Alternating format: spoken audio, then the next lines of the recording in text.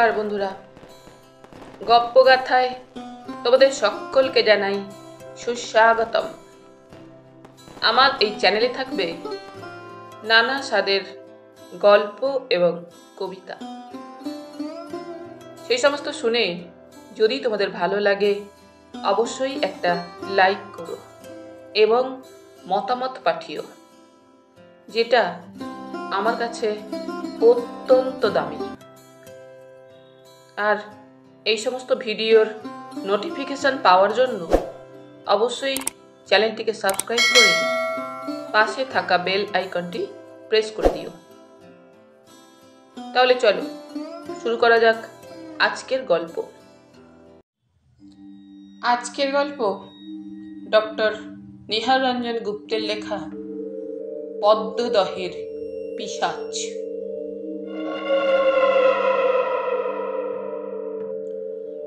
শীতাংশুকে শেষ পর্যন্ত কলকাতা শহরের মায়া কাটাতেই হলো। শহরে ঘুরে ঘুরে 2 বছর ধরে বিশেষ কোনো সুবিধাই যখন করতে পারলে না, এক প্রকার বাধ্য হয়েই তাকে বাবার জমিদারিতে ফিরে আসতে হলো। জমিদারির অবস্থা যাই হোক, এখনো সেখানে গিয়ে থাকতে পারলে সুখে স্বাচ্ছন্দ্যে কেটে যাবে। নায়েব নরেনবাবুকে একটা তার করে দিয়ে একটা দিন দেখে রওনা হয়ে পড়ল শীতাংশু স্ত্রী রমা ও একমাত্র পুত্র চম্পককে নিয়ে। স্টেশনে এসে যখন ওরা নামলো, প্রকৃতি জুড়ে তখন ঝড় জলের যেন তাণ্ডব চলছে।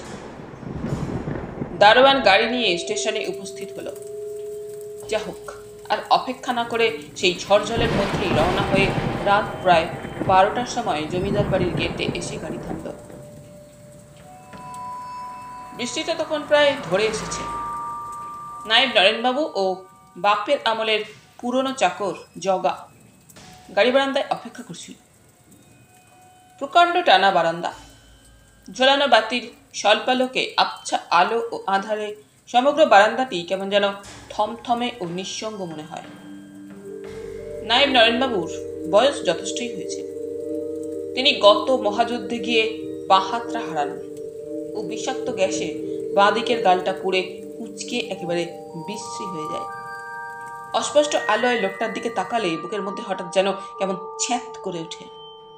তার বাঁ হাতের জায়গায় একটা রবারের হাত লাগানো, দেখলে প্রথমটা ঠিক বোঝা যায় না। শীতাংশ গাড়ি থেকে নামতেই নরেনবাবু এগিয়ে এসে নমস্কার করলেন। আসুন আসুন, পথে কোনো কষ্ট হয়নি তো? না। এমন সময় রাত্রির নিস্তব্ধতাকে ছাপিয়ে সহসা একটা আকাশ ফাটানো বিভৎস চিৎকার শোনা গেল। শীতাংশু চমকে উঠল। চম্পক এতক্ষণ মার কোল ঘেঁষে চুপটি করে দাঁড়িয়েছিল। সেও চমকে উঠে জিজ্ঞাসা করল, ও কি বাবা?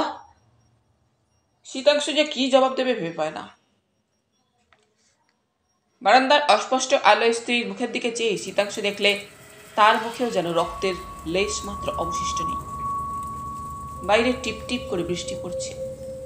থেকে থেকে কালো আকাশের বুক ছিঁড়ে বিদ্যুৎ লকলকিয়ে উঠছে। মেঘের গুরু গুরু গর্জন আর ব্যাঙ ও ঝিঝির একঘেয়ে ডাক শোনা যায়। কিছুক্ষণ একটা জমাট স্তব্ধতা।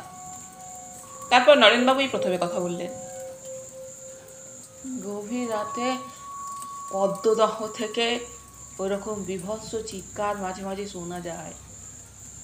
এখানকার লোকেদের বিশ্বাস ওই পদ্মদহের জলের মধ্যে নাকি দৈত্য বাস করে, সেই মাঝে মাঝে গর্জন করে ওঠে। এতক্ষণে শীতাংশু নিজেকে অনেকটা সামলে নিয়েছে। নরেনবাবুর কথা শুনে করে হেসে উঠে বলে, ইডিয়েট, এখনো এই 20 শতাব্দীতেও এসব গাঁজাখুরি গল্প চলে নাকি? নরেনবাবু বোকার মতো কেবল জবাব দেয়, আজ্ঞে।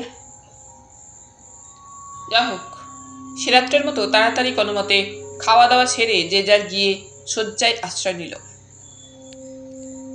ভোরবেলা যখন শীতাংশুর ঘুম ভাঙল, খোলা জানালা পথে শিরশির করে কেমন একটা ঠান্ডা হাওয়া আসছে। শীতাংশু এসে ঘরের পূবমুখ খোলা জানালাটার কাছে দাঁড়ালো। বৃষ্টি ধৌত প্রকৃতি প্রভাতের সোনালি আলোয় সূচি স্নান করছে যেন। দিগন্ত প্রসারী পদ্মদহের বুকে অসংখ্য ক্ষুদ্র ক্ষুদ্র ঢেউগুলি সূর্যের সোনালি আলোয় ঝিকমিক করছে, নয়নাভিরাম সে দৃশ্য। ইতিমধ্যে একসময় রমলা এসে দাঁড়িয়েছে। শীতাংশু টেরও পায়নি। শীতাংশু হাসতে হাসতে বলল, দেখছো রমু, এই জন্যই বোধহয় ঠাকুরদা এই মায়ার ফাঁদে ধরা দিয়েছিলেন। সারা সকাল ও দুপুরটা শীতাংশুর জমিদারি সংক্রান্ত ব্যাপার ঘুরে ফিরে দেখতে দেখতেই কেটে গেল। শীতাংশু অনেকটা নিশ্চিন্ত হয়। জমিদারির আয় ভালোই এখনো, দেখাশোনা ভালো করতে পারলে যথেষ্ট অর্থাগম হবে। গভীর রাতে আবার সহসা সেই আকাশ ফাটানো বিভৎস চিৎকারে শীতাংশুর ঘুমটা ভেঙে গেল। শীতাংশু ধরফর করে শয্যায় উঠে বসল। চেয়ে দেখে স্ত্রী রমলাও শয্যার উপর উঠে বসেছে। সমগ্র মুখখানি জুড়ে তার সেই পূর্ব রাতের আতঙ্ক। শীতাংশু শয্যা থেকে নেমে খোলা জানালাটার কাছে এসে দাঁড়ালো। বাইরে অস্পষ্ট চাঁদের আলো। সেই আবছা চাঁদের আলো পদ্মদহের বুকে কেমন যেন একটা ভয়াবহ নির্জনতা সৃষ্টি করেছে। কিন্তু সহসা অস্পষ্ট চাঁদের আলোয় কি দেখা যায়? কি ওটা কি? শীতাংশু হাতের পাতা দিয়ে চোখ দুটো ভালো করে একবার রগড়ে নিল। না, এ তো স্বপ্ন নয়। প্রকাণ্ড হাত 12-13 লম্বা, আগা গোড়া সাদা কাপড়ে ঢাকা একটা মানুষের মতো মূর্তি পদ্মদহের ধার দিয়ে দিয়ে হেলে দুলে হেঁটে হেঁটে বেড়াচ্ছে, লম্বা লম্বা পা ফেলে। সাধারণ মানুষ কখনো এত লম্বা বা ঢ্যাঙা হয়? এক একটা পা ফেলছে বোধহয় হাত 5-6 দূরে দূরে। সহসা আবার সেই আকাশ ফাটানো অদ্ভুত চিৎকার। শীতাংশু চমকে চোখ বুঝল। যখন সে আবার চোখ মেলে চাইল, সেই অদ্ভুত মূর্তি আর দেখা যাচ্ছে না। চাঁদ মেঘে ঢাকা পড়েছে। শীতাংশু স্তম্ভিত, বিমূঢ়। ব্যাপারটার মাথামুন্ডু কিছুই যেন শীতাংশু বুঝে উঠতে পারে না। হঠাৎ পাশ ফিরে তাকাতেই শীতাংশুর নজরে পড়ে ঠিক পাশেই ইতিমধ্যে কখন এসে না জানি দাঁড়িয়েছে স্ত্রী রমলা। রমলাও কি তাহলে তার মতো ক্ষণপূর্বে পদ্মদহের ধার দিয়ে সেই অদ্ভুত মূর্তিটাকে হাঁটতে দেখেছে? আমার একটা কথা শুনবে? সহসা রমলা বলে। বলো। চলো আমরা কলকাতাতেই ফিরে যাই। কলকাতায় ফিরে যাব? হ্যাঁ। বাবার মৃত্যুর কথা কি তুমি ভুলে গেছো? তুমিই তো একদিন সে কথা আমায় বলেছিলে। তোমার কি সন্দেহ হয়? সন্দেহের কথা থাক। কেন যেন আমার মন বলছে এখানে থাকলে একটা বিপদ ঘটবে। বিপদ? কিসের বিপদ? বিস্মিত শীতাংশু স্ত্রীর মুখের দিকে সপ্রশ্ন দৃষ্টিতে তাকালো। জানি না, তবে না রমু, এত সহজে আমি এখান থেকে নড়ব না। এর শেষ একটা কিছু না দেখে আমি এই জায়গা ছেড়ে যাব না। চলো, রাত প্রায় শেষ হয়ে এলো। রমলা স্বামীর কথায় প্রত্যুত্তর না দিয়ে নিঃশব্দে শয্যায় এসে শুয়ে পড়ে। শীতাংশু এসে শয্যা গ্রহণ করে। অন্ধকারে দুজনে পাশাপাশি শুয়ে, তবু দুজনের চোখে যে ঘুম নেই কারোরই তা বুঝতে কষ্ট হয় না।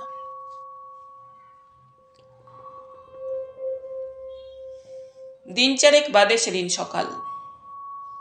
এখানকার 10 আনার জমিদার যতীন রায় এসেছিল শীতাংশুদের বাড়িতে বেড়াতে।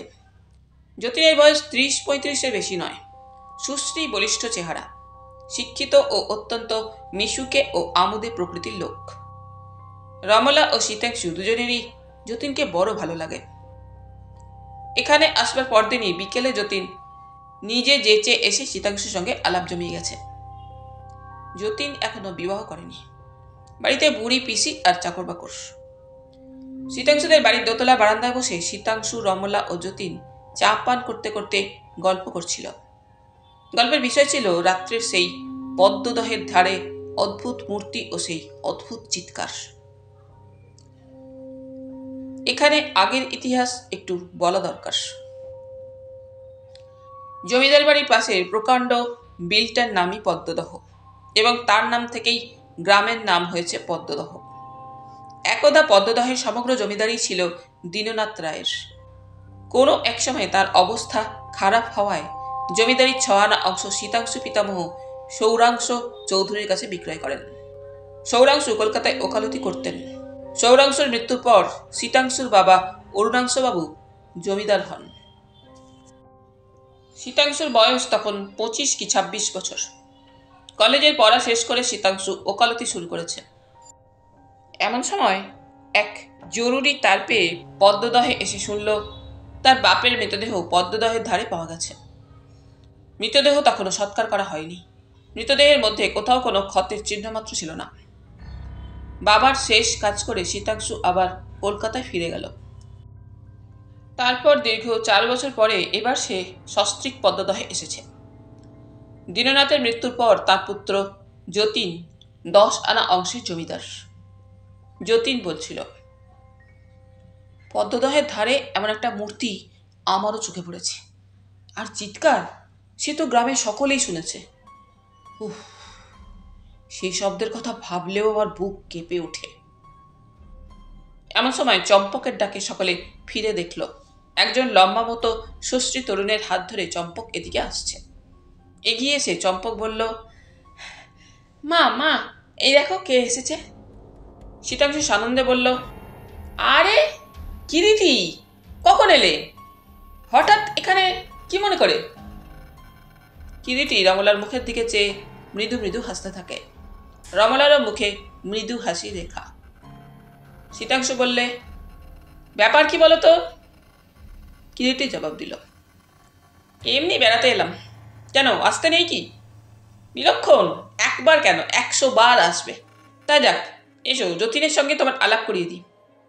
যতীন, ইনি শ্রী কিরিটি রায়, একজন শৌখিন গোয়েন্দা, রহস্যভেদী কিরিটি নামেই পরিচিত। আর ইনি যতীন রায়, এখানকার 10 আনার জমিদার, আমাদের বিশেষ বন্ধু, চমৎকার লোক। যতীন ও কিরিটি উভয়কে নমস্কার জানালো। যতীন হাসতে হাসতে বললে, হ্যাঁ, ওর কথা আমি শুনেছি, কিন্তু আপনাদের সঙ্গে কি করে পরিচয় হলো? ও, তা জানো না বুঝি? ইনি আমার খোকা চম্পকের মামা, অর্থাৎ কিনা রমলার আপন মামাতো ভাই। আরো খানিকটা আলাপ আলোচনার পর হঠাৎ এক সময় যতীন প্রশ্ন করে, তা হঠাৎ এখানে এলেন যে কিরিটি বাবু? যতীন হাসতে হাসতেই প্রশ্ন করে, হাতে কোনো কাজকর্ম নেই, তাই এখানে চলে এলাম। কয়েকটা দিন নির্জনে বিশ্রাম নেওয়া তো যাবে। বেশ বেশ, তা এখানেও বোধ হয় আপনার রহস্যের কিছু খোরাক জুটতে পারে। কিরিটি যেন বেশ একটু উদ্গ্রীব হয়েই বলে ওঠে, বটে, এই অদ জায়গাতেও আবার রহস্য আছে নাকি? কেন, আপনি কি মনে করেন যত রহস্য সব আপনাদের শহরেই ঘটছে? না না, তা হবে কেন? তা ব্যাপারটা কি বলুন তো? না, সে অবশ্য এমন বিশেষ কিছু নয়, তবু শুনি। ঠিক রহস্য না হলেও কয়েক বছর ধরে এখানে একটা ব্যাপার ঘটছে, যাকে ভৌতিক বলা ছাড়া উপায় নেই। আবার 20 শতাব্দীতে ভৌতিক ব্যাপারও কিন্তু বিশ্বাস করতে মন চায় না। সত্যি আশ্চর্য, ব্যাপারটা খুলেই বলুন না, শোনা যাক। যতীন বলতে শুরু করে, সে আর 4 বছর আগেকার কথা। হঠাৎ একদিন শীতাংশুর বাবা অরুণবাবুর মৃতদেহ পদ্মদহের ধারে পাওয়া যায়। শরীরের কোথাও কোনো ক্ষত বা আঘাতের চিহ্ন পর্যন্ত নেই। বিশেষত্বের মধ্যে চোখের মণি দুটো যেন ঠিকরে কুঠুর হতে বের হয়ে আসছে। খুব বেশি ভয় পেলে মানুষের যে অবস্থা হয়, অনেকটা সেই রকম। তার মৃতদেহের পাশেই পদ্মদহের পাড়ে জলা মাটির ওপর দেখা গেল গোটা কত পায়ের দাগ। স্বাভাবিক মানুষের পায়ের দাগের চাইতে আকারে প্রায় 1.5 গুণ বড়। আরও আশ্চর্য, সেই পায়ের দাগগুলো ক্রমে দহের জলের কোল ঘেঁষে শেষ হয়ে গেছে। আমরা খোঁজ নিয়ে জেনেছিলাম অরুণবাবু মৃত্যুর দিন রাত্রে প্রায় 1:30টা পর্যন্ত নাকি জেগে জমিদারি সংক্রান্ত কাজকর্ম করেছিলেন, তারপর শুতে যান। রাত্রি যখন 2টো কি 2:30 হবে, গ্রামের 2-1 জন নাকি একটা বিভৎস চিৎকারও শুনেছিল। অরুণবাবুর মৃত্যুর পর হতে প্রায় রাত্রেই পদ্মদহের দিক হতে সেই বিভৎস চিৎকার মাঝে মাঝে এখনো শোনা যায়, এবং আগাগোড়া সাদা কাপড়ে মুড়িয়ে দেওয়া একটা 12-13 হাত লম্বা মূর্তিকে পদ্মদহের ধার দিয়ে ঘুরে ঘুরে বেড়াতেও অনেকেই নাকি দেখেছে। সকলে রুদ্ধ নিঃশ্বাসে যতীনের কথাগুলো শুনছিল। গল্প শেষ হলে কিরিটি শুধু বললে, সত্যি অদ্ভুত ব্যাপারই বটে, কিন্তু শীতাংশু, তুমি এ কথা তো কই আমায় আগে কোনোদিন বলনি। না, বলিনি। যা হোক, সেদিনকার মতো যতীন সকলকে নমস্কার জানিয়ে বিদায় নিল। রমলা তখন ভাইয়ের জন্য খাবার আনতে উঠে গেল। কিরিটি শীতাংশুকে বললে, রমা আমায় তার করে এনেছে, এখানে তোমরা নাকি খুব বিপদে পড়েছ। ভৌতিক ব্যাপার ট্যাপার ওসব স্রেফ বাজে, বোগাস। ওটা 10 জনের চোখে ধুলো দেওয়ার জন্য শয়তানের কারসাজি। পরের দিন দুপুরে কিরিটির ঘরে কিরিটি ও চম্পক বসে আছে। চম্পক এক মনে আবোল তাবোল কত কি বকে চলেছে। কিরিটি শুনছে আর মাঝে মাঝে দু একটা প্রশ্ন করছে। চম্পক বলছিল, গরুর পাখির মতো সরু বাঁকানো নাক, প্যাঁচার মতো বড় বড় গোল চোখ, গাধার মতো লম্বা লম্বা কান। বুঝলে মামা, রোজ রাত্রে আমার ঘরের ওই খোলা জানালার কাছে এসে সেটা আমার দিকে চেয়ে থাকে। তোর ভয় করে না?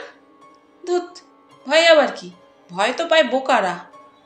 আর সেটা তো কিছু বলে না, শুধু আমার দিকে চেয়েই থাকে। বাবা বলেছেন ভয় পায় তো গাধা ছেলেরা। কিরিটির কিন্তু তখন সব কথাই মন নেই। সে ভাবছে চম্পকের দেখা সেই অদ্ভুত জীবটার কথা। পরের দিন সকালে একটা ঘরের মধ্যে দাঁড়িয়ে রমলা কিরিটিকে বলছিল, এই ঘরটাতেই বাবা শুতেন দাদা। বেশ মাঝারি গোছের একখানি ঘর, গরাদহীন বড় বড় জানালা। ঘরের দক্ষিণ দিকেই সেই পদ্মদহ। দিবারাত্র হু হু করে হাওয়া এসে ঘরে ঢুকে। ঘরখানি দোতলায়, ঠিক তার নিচেই একটা ফুলের বাগান। বাগানটা পার হলেই একটা মাঠের মতো। সেই মাঠ পদ্মদহের পার পর্যন্ত বিস্তৃত। কিরিটি ঘুরে ঘুরে সব ঘরে জানালা দরজা দেওয়াল দেখছিল। হঠাৎ একসময় বাগানের দিককার জানালার কাঠের পাল্লার ওপর তার নজরে পড়ল। পাল্লার গায়ে রঙের ওপর 5টি আঙুলের দাগ শুকিয়ে আছে।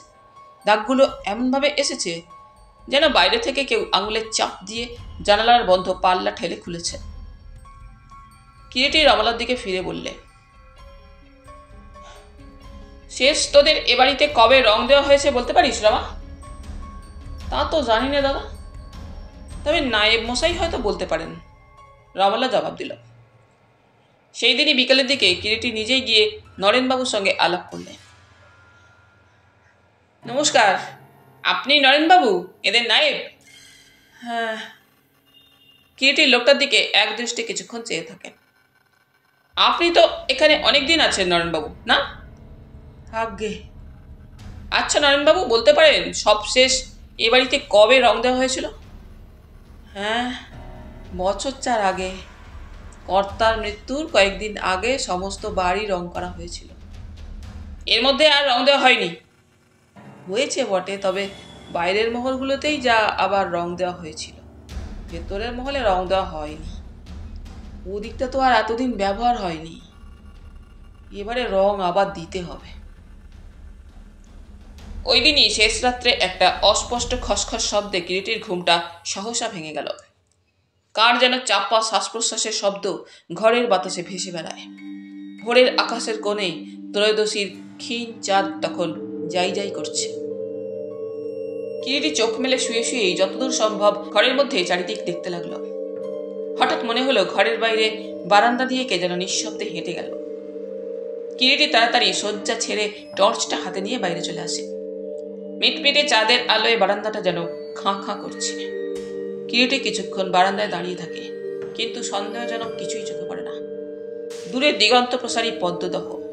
সহসা ক্ষীণ শেষ রাত্রের চন্দ্রালোকে তার নজরে পড়ল অদূরে পদ্মদহের ধার দিয়ে আগাগোড়া সাদা চাদরে মুড়ি দেওয়া 12-13 হাত লম্বা একটা মূর্তি, যেন লম্বা লম্বা পা ফেলে হেঁটে বেড়াচ্ছে।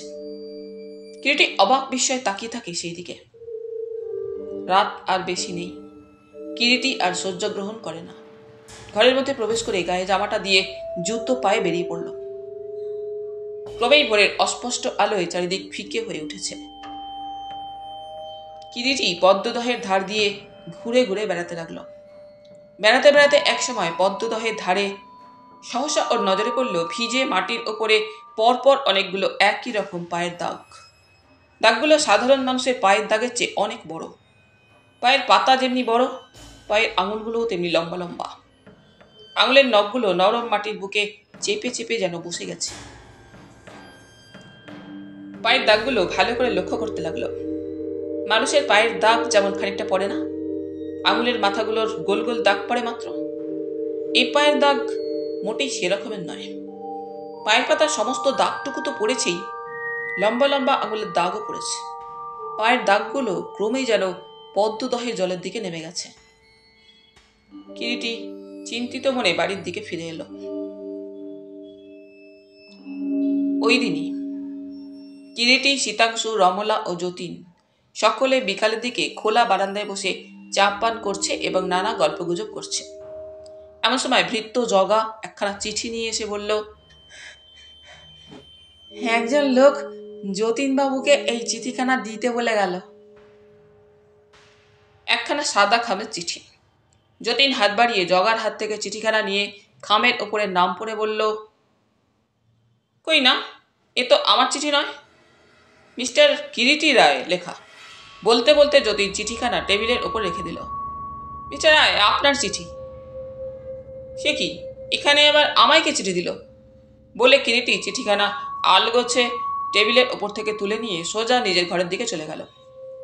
ঘরে গিয়ে সে সুটকেসের ভেতর থেকে একটা ব্রাউন রঙের ছোট শিশি বের করল। শিশির গায়ে লেখা অসমিক অ্যাসিড সলিউশন। একটা কাচের পাত্রের মধ্যে সেই খামখানা রেখে শিশিটা ছিপি খুলে খানিকটা অ্যাসিড সেই খামটার গায়ে ঢেলে দিল। দেখতে দেখতে খামটার গায়ে কালো কালো আঙুলের ছাপ ফুটে উঠেছে দেখা গেল। কিরিটি গভীর আগ্রহে দাগটার দিকে চেয়ে দেখতে লাগলো। পরের দিন কিরিটি আবার বাড়ির পিছনে বাগানের ভিতরটা ঘুরে ঘুরে দেখছিল। একসময় হঠাৎ একটা ঘরের জানালার নিচে এসে একটা মোচড়ানো কাগজের তার নজর পড়ল। কৌতূহল ভরে সে কাগজটা তুলে নিয়ে কাগজটা পরীক্ষা করলে। কটা অক্ষর পরপর সাজানো। কিরিটি অবাক বিস্ময়ে কাগজটা দেখতে লাগলো। এ আবার কি? 7-5 ভাবতে ভাবতে সে কাগজটা হাতে করে নিজের ঘরের দিকে চলল। শীতাংশ বাড়ি ছিল না বলে কিরিটি রমলাকে সেদিন রাত্রে চম্পককে নিয়ে তার ঘরে শুতে বললে। তাতে রমলা বললে, আচ্ছা। রমলারও একলা শুতে ভয় করছিল। রাত্রি তখন ঠিক কত বলা যায় না। আকাশ ও মাটিতে কালো আধার যেন জমাট বেঁধে উঠেছে। বাড়ির পিছনের বাগানেও একটা বড় আমলকি গাছের গুঁড়ির আড়ালে একটা দড়ি হাতে নিয়ে কিরিটি রুদ্ধ নিঃশ্বাসে চুপটি করে দাঁড়িয়ে। এমন সময় রায়দের কাছারির পেটা ঘড়ি ঢং ঢং করে রাত্রি 12টা ঘোষণা করল। ঠিক সেই মুহূর্তে দোতলার ঘরের একটা জানালা খুলে গেল, আর সেই খোলা জানালা পথে দেখা গেল একটা সবুজ বাতি জ্বলছে আর দুলছে। এক সময় আলোটা দপ করে নেমে গেল। এরপর আবছা আধারে কিরিটি দেখল বাগানের মধ্যে দিয়ে সেই 12-13 হাত লম্বা মূর্তি পা ফেলে ফেলে এগিয়ে আসছে। মূর্তিটা এসে রমলার ঘরের জানালার সামনে দাঁড়ালো। মূর্তিটা প্রায় দোতলার সমান উঁচু। মূর্তি হাত দিয়ে জানালার কপাটটা ঈষৎ একটু টানতেই জানালার কপাট দুটো খুলে গেল। মূর্তিটা এবারে জানালার গায়ে হেলান দিয়ে দাঁড়ালো। 1 মিনিট, 2 মিনিট করে প্রায় 10 মিনিটের পর দেখা গেল মূর্তিটা আবার সোজা হয়ে দাঁড়িয়ে জানালা ছেড়ে এগিয়ে আসছে। আর দেরি নয়, সহসা কিরিটি হাতের দড়িটা বিদ্যুৎ বেগে মূর্তিটাকে লক্ষ্য করে ছুড়ে দিল। কিরিটির নিক্ষিপ্ত অব্যর্থ দড়ির ফাঁস মূর্তিটার মাথা দিয়ে গলে কোমর পর্যন্ত নামতেই সে দিলে এক টান। অমনি মূর্তিটা তালগোল পাকিয়ে হুড়মুড় করে মাটিতে পড়ে গেল।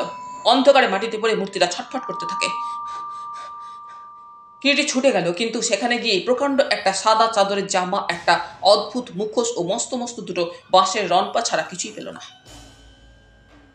রনপা দুটো নিয়ে কিরিটি যখন ফিরতে যাবে, ঠিক সেই মুহূর্তে কে যেন বাঘের মতো কিরিটির উপরে এসে লাফিয়ে পড়ল পিছন থেকে এবং ক্ষিপ্র গতিতে তার হাতে তীক্ষ্ণ ছড়াখানা লক্ষ্যভ্রষ্ট হয়ে কিরিটির বাঁ হাতের কনুইয়ে বসিয়ে দিল।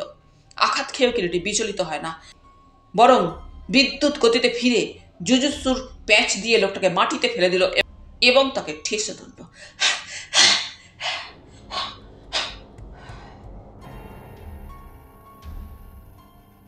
কিরিটির হাতের ক্ষতস্থান দিয়ে তখন কিন্তু রীতিমতো রক্তক্ষরণ হচ্ছে। কোমরে ঝুলানো টর্চটা টেনে লোকটার মুখের ওপর ফেলেই কিরিটি বললে, একে নরেনবাবু, আপনি, আপনার এই কাজ হিসাবে আমার ভুল হয়নি তবে, কি বলুন? নরেনবাবুর মুখখানা তখন ছাইয়ের মতন ফ্যাকাশে হয়ে গেছে। নরেনকে পুলিশের হাতে ধরিয়ে দেওয়া হয়েছে। শীতাংশু, যতীন, কিরিটি ও রমলা পরের দিন দ্বীপ্রহরে শীতাংশুর ঘরে বসে গল্প করছিল। গত রাত্রের গল্পই হচ্ছিল। যতীন বললে, অদ্ভুত সাহস কিন্তু আপনার মিস্টার রায়। শেষ পর্যন্ত দেখলেন তো, এটা আসলে একটা শয়তানের শয়তানি, আমি আগেই জানতাম। কিন্তু উফ, নরের লোকটা যে এত বড় নীচ ও শয়তান তা কিন্তু আমার মোটেই ধারণা হয়নি। নিয়মও খারাপ। কিরিটি বললে, ব্যাপারটা তাহলে খুলেই বলি এবং 4 বছর আগেকার ঘটনা থেকেই শুরু করা যাক, কি বলেন? নিশ্চয়ই, বলুন, শোনা যাক। যতীন আগ্রহে বলে ওঠে। কিরিটি বলতে শুরু করে, আমরা জানি শীতাংশুর বাবা অরুণাংশবাবুকে এক রাত্রে হঠাৎ মৃত অবস্থায় পদ্মদহের পাড়ে পাওয়া যায়। আসল ব্যাপারটা কেউ না জানলেও যা ঘটেছিল সেটা হচ্ছে, অরুণবাবু এক রাত্রে হঠাৎ তার জানালার ওপর অদ্ভুত এক মূর্তি দেখে ভয় পেয়ে মারা যান। মূর্তির নাকটা ছিল গরুর পাখির মতো সরু বাঁকানো, চোখ দুটো পেঁচার মতো বড় বড় আর গোল, কান গাধার মতো লম্বা লম্বা। মূর্তি যখন দেখলো অরুণবাবু ভয় পেয়ে মারা গেছেন, তখন সে তাকে টেনে নিয়ে গিয়ে পদ্মদহের ধারে ফেলে আসে।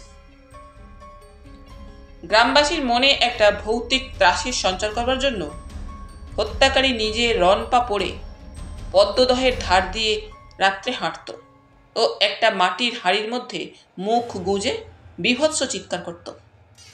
গ্রামবাসীদের মনে ধারণা হলো পদ্মদহের পিশাচের হাতেই অরুণবাবু মারা গেছেন। কিন্তু খুনি তার হত্যার নিদর্শন রেখে গেল আঙুলের ছাপের মধ্যে দিয়ে। জানালা দরজায় নতুন রং দেওয়া হয়েছিল।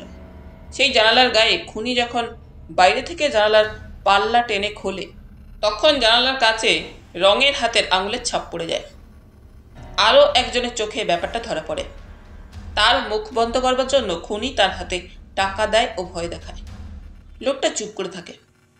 দীর্ঘকাল পরে শীতাংশু যখন ফিরে এলো, খুনি এবারও এদের ভয় দেখিয়ে এখান থেকে সরাবার চেষ্টা করলে, কিন্তু শীতাংশু ভয় পেলে না। তখন সে চম্পককে ভয় দেখিয়ে মারবার চেষ্টা করলো, কিন্তু সে চেষ্টাও নিষ্ফল হয়ে গেল। নিরুপায় হয়ে খুনি একদিন চম্পকের ঘরের জানালা খুলে রেখে তাকে চুরি করবার মতলব করে সেই লোকটির কাছে একটা সাংকেতিক চিঠি দেয়। এই সেই চিঠি। ন জ আ তরা অটা রোবা কে ক মম্প চ ই চা জ। চিঠিটার প্রত্যেক শব্দের পর সেমিকোলন থাকলেও আসলে কিন্তু একটা কথাই এতে লেখা আছে। তবে চিঠিটা পড়তে হবে প্রত্যেক সেমিকোলনের পেছন থেকে আগে। যেমন জ আ অর্থাৎ আজ, এইভাবে পড়লে দাঁড়ায় ন আজ। রাত 12টায় চম্পককে চাই জ। কিন্তু সে রাত্রেও ওদের মতলব ভেস্তে যায়, কেননা রমলাকে আমার ঘরে শুতে বলেছিলাম। যেহেতু চিঠিটা সৌভাগ্যক্রমে আমি পেয়ে গিয়েছিলাম আগেই বাগানের মধ্যে। এই পর্যন্ত বলে কিরিটি শীতাংশুর দিকে ফিরে বললে, এই চিঠি এবং তার পরের ঘটনা তোমরা তো সব জানো ও শুনেছ। জ এবং নকে তাও হয়তো বুঝেছ। ন হচ্ছে তোমাদের নায়েব নরেনবাবু, আর জ হচ্ছে তোমাদের সামনে বসে বন্ধু বেশি শয়তান, তোমার বাবার হত্যাকারী ওই যতীন। যতীন উঠতে যাচ্ছিল, তার সমস্ত মুখখানাই রক্তহীন ফ্যাকাশে হয়ে গেছে। চকিতে পকেট থেকে রিভলভারটা বের করে যতীনের দিকে উঁচিয়ে কিরিটি বললে, এক পা নড়ে চকি কুকুরের মতো গুলি করে মারব। দেখো শীতাংশু, যতীন যে হত্যাকারী সে আমি অনেক আগেই টের পাই আঙুলের ছাপ দেখে। জানালার গায়ে যে দাগ দেখেছিলাম তার একটা ফটো নিই। তারপর জগার হাত দিয়ে কৌশলে একখানা পত্র পাঠাই আমার নাম খামের উপরে লিখে। যতীন সেই পত্র হাতে নিয়ে তার নয় বলে ফেরত দেয়, কিন্তু ওতেই আমার কাজ হয়ে যায়। আমি সেই চিঠির গায়ে অসমিক অ্যাসিড দিয়ে যতীনের হাতের ছাপ ফুটিয়ে তোলে ফটো নিই। এই দেখো, দুটি ফটোই প্রমাণ করেছে দুই ছাপই এক লোকের আঙুলের। তারপর পদ্মদহের পাড়ে পায়ের দাগ যে মানুষের পায়ের দাগ নয় তাও ছাপ দেখলেই বোঝা যায়। মানুষের পায়ের দাগ এবং যে ছাপ সেখানে পেয়েছি তারও একটা ফটো নিয়েছি। এই দেখো, পার্থক্য কোথায়? একটা ছবিতে সমস্ত পায়ের দাগই পড়েছে, অন্যটায় যেটা সত্যিকারের পায়ের দাগ তার আঙুলগুলো মাত্র গোল গোল দাগ ফেলেছে, সম্পূর্ণ আঙুলের ছাপ পড়েনি। কারণ হাঁটার সময় আঙুল ও পায়ের পাতার মাঝখানের উঁচু জায়গা মাটি থেকে উঁচুতে থাকে, সেই জন্য মাটিতে আঙুলের সম্পূর্ণ ছাপ পড়ে না। তারপর সমস্ত পায়ের পাতার ছাপ পড়া অসম্ভব। বুড়ো আঙুলের দিক থেকে গোড়ালি পর্যন্ত ধনুকের মতো বাঁকানো পায়ের পাতার সব অংশ হাঁটার সময় মাটিতে স্পর্শ করে না, কাজেই সম্পূর্ণ পায়ের দাগ পড়ে না। এর থেকেই বুঝেছিলাম ওই পা মানুষের নয়, কেউ কাঠের পা দিয়ে হেঁটে গেছে। কাঠের পায়ের পাতা বিভৎস করে তৈরি করা হয়েছিল, যাতে করে ওই পায়ের ছাপ দেখে মনে সকলেরই আতঙ্ক জাগে। আর একটা কথা, মানুষ অত লম্বা হতে পারে না। আগেকার দিনে ডাকাতেরা পায়ে দুটো বাঁশের লাঠি লাগিয়ে ক্রোশের পর ক্রোশ দ্রুত হেঁটে যেত, তাকে বলা হতো রন পা। আমার সন্দেহ হলো এই মূর্তিও রন পা ব্যবহার করত, তা না হলে অত লম্বা লম্বা পা ফেলা যায় না।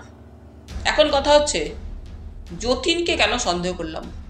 যতীন জানতো অরুণবাবুর একমাত্র পুত্র ছাড়া সংসারে আপনার বলতে তার কেউ নেই।